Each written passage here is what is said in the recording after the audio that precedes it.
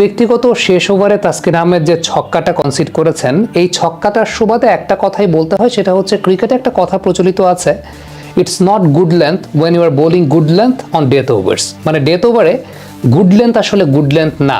Death ওভার্সে আপনাকে yorker কিংবা ওয়েল ডিরেক্টেড বাউন্সার এসব দিকে যেতে হয়।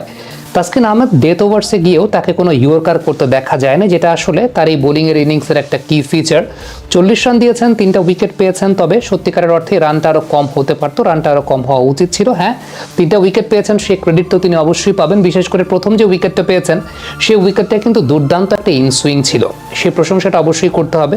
দুর্দান্ত একটা ইনসুইং, পেসটাকে খুব ভালো মতো ব্যবহার করতে পেরেছেন, extra pace, well directed bouncer, বলের লেন্থটাও বেশ ভালো ছিল।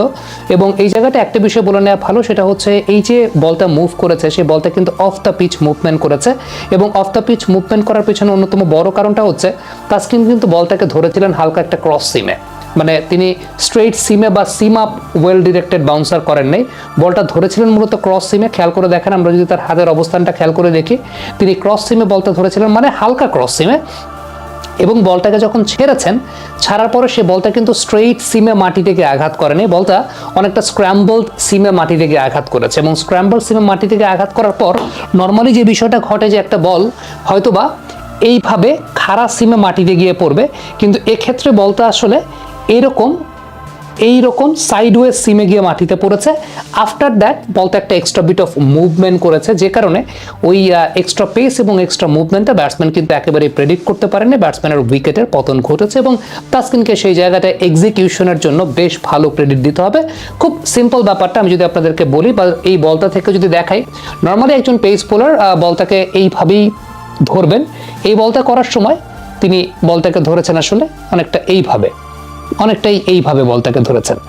এইভাবে যেহেতু বলটাকে ধরেছেন, অর্থাৎ হালকা একটা ক্রস সিমে, সো বলটাকে যখন ছেড়েছেন, ছাড়ার পরে সে বলটা আসলে এরকম ভাবে গিয়ে সেটা মাটিতে পড়েছে। নর্মালি হয়তোবা বলটা মাটিতে এইভাবে গিয়ে পড়তো, সো এরকম ভাবে যখন মাটিতে গিয়ে পড়েছে, এটা মাটিতে পড়ার পর একটা এক্সট্রা বিট অফ মুভমেন্ট পেয়েছে। এই বলটা তাসকিনের লেন্থটাও ভালো ছিল, পেসটাকে ব্যবহার করতে পেরেছেন, এক্সট্রা পেসটা ছিল।